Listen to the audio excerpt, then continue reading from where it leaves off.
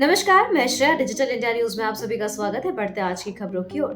प्रधानमंत्री मोदी ने राहुल को शातिर दिमाग युवराज बताया। प्रधानमंत्री नरेंद्र मोदी ने गुरुवार को राज्यसभा में राष्ट्रपति द्रौपदी मुर्मू के अभिभाषण पर धन्यवाद प्रस्ताव का जवाब दिया।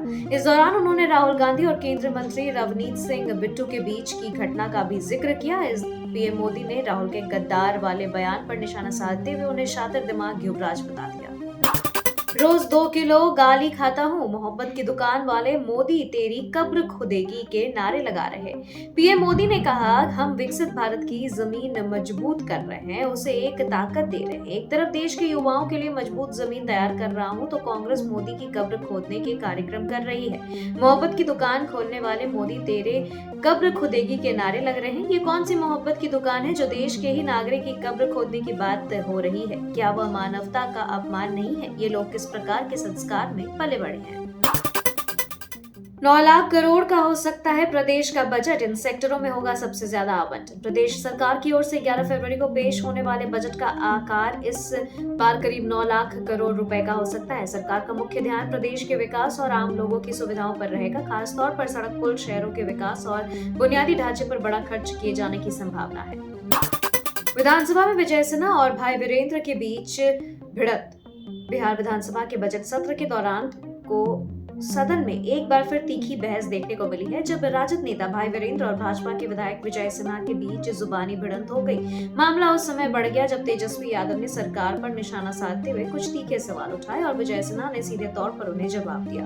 विजय सिन्हा ने सदन में कहा, हम तेजस्वी यादव जी को उनका दुख समझते हैं, इसलिए उन्हें बैठाकर बोलने के लिए कहा। तेजस्वी कह रहे हैं कि गलत हुआ, लेकिन गलत करने का ठेका तो इन लोगों के पास है। बजट सत्र के दौरान विजय सिन्हा ने तेजस्वी पर किया पलटवार। बिहार विधानसभा के बजट सत्र के तीसरे दिन विपक्षी नेता और राजद के राष्ट्रीय कार्यकारी अध्यक्ष तेजस्वी यादव ने राज्यपाल के अभिभाषण पर अपनी प्रतिक्रिया रखते हुए सरकार की आलोचना की। तेजस्वी यादव ने सरकार को घेरते हुए कहा कि सरकार की 2 पहचान है, पहली झूठी वाहवाही और दूसरी पूरी लापरवाही।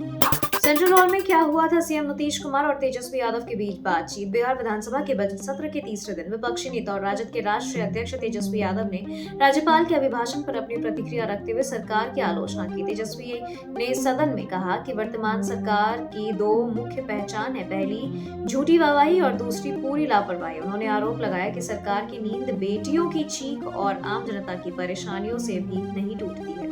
तेजस्वी के बयान पर विधानसभा में बवाल। तेजस्वी यादव ने इस बीच उत्तराखंड के नेताओं पर भी निशाना साधा। उन्होंने कहा कि आपके उत्तराखंड के नेता क्या कहते हैं, यह भी बीजेपी वालों को बताना चाहिए। उत्तराखंड के नेता कहते हैं कि 20 से 25 हजार रुपए में महिलाएं खरीदी जाती हैं, महिलाएं बिकती है। इस टिप्पणी के बाद सदन में एक क्षण के लिए शांति भंग हो गई और कई विधायक सत्ते में आ गए।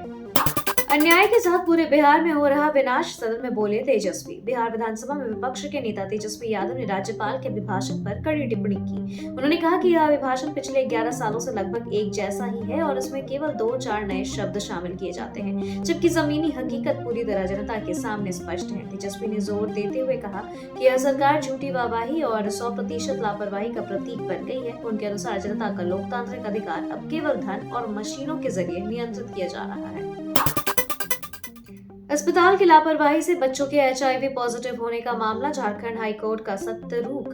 झारखंड हाईकोर्ट ने पश्चिम सिंहभूम जिले के चाईबासा में बीमार बच्चों को दूषित खून चढ़ाए जाने के मामले में सख्त रुख अपनाया है और राज्य पुलिस को इस मामले में तुरंत FIR दर्ज करने का निर्देश दिया है। जस्टिस गौतम कुमार चौधरी की अदालत ने यह आदेश दीपक हेम्ब्रिम नाम के एक व्यक्ति द्वारा दायर आपराधिक रीट याचिका पर सुनवाई करते हुए दिया है। याचिकाकर्ता हेम्ब्रिम ने अपनी याचिका में दावा किया था कि उनकी सभी कोशिशों के बावजूद चाईबासा के सदर पुलिस स्टेशन में इस मामले में कोई FIR दर्ज नहीं की गई है।